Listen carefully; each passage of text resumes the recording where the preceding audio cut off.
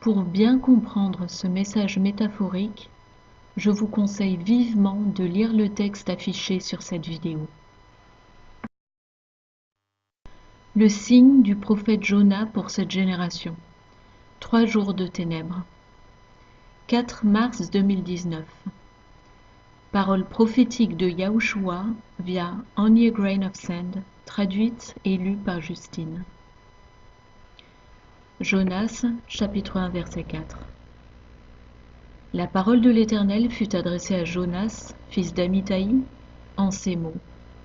Lève-toi, va à Ninive, la grande ville, et crie contre elle, car sa méchanceté est montée jusqu'à moi. Et Jonas se leva pour s'enfuir à Tarsis, loin de la face de l'Éternel. Il descendit à Jaffo, et il trouva un navire qui allait à Tarsis.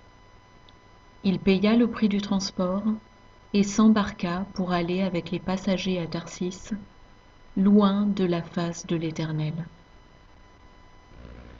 Mais l'Éternel fit souffler sur la mer un vent impétueux, et il s'éleva sur la mer une grande tempête. Le navire menaçait de faire naufrage. Le Seigneur a commencé. Les mariniers, les politiciens, les sénateurs, les gouverneurs, les banquiers, les dirigeants de société, les médias institutionnels eurent peur et ils implorèrent leur Dieu, Satan. Et ils jetèrent à la mer les marchandises.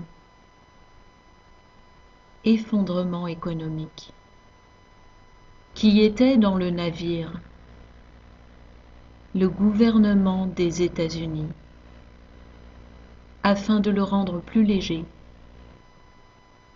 Jonas, l'Église, descendit au fond du navire, se coucha et s'endormit profondément. Comment se fait-il que l'Église en Amérique est endormie?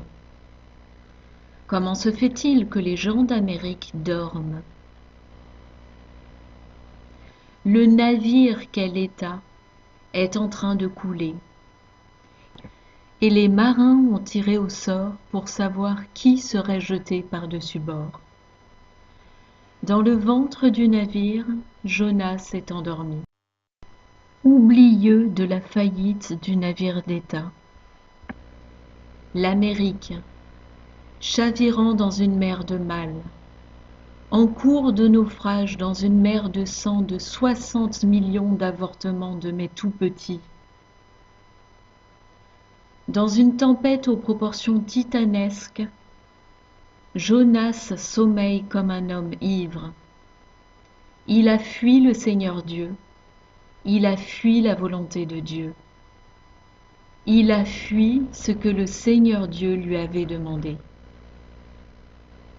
Avertir les habitants de la ville de Ninive, New York City, Chicago, la Louisiane, San Francisco, Dallas, Miami, Washington, Las Vegas, Salt Lake City, Baltimore, Boston, pour qu'ils se repentent. Jonas, l'Église, pense-t-elle pouvoir se cacher de Dieu et fuir son devoir envers la vérité et les 10 commandements? Le sort est tombé sur Jonas, les chrétiens. Jetés par-dessus bord dans le ventre de la bête, 3 jours de ténèbres, 3 ans de tribulation avant qu'il ne soit délivré du système de la bête de l'Antéchrist. Il fera l'expérience des 3 jours d'obscurité en priant Dieu avec ferveur, implorant la miséricorde pour ses péchés.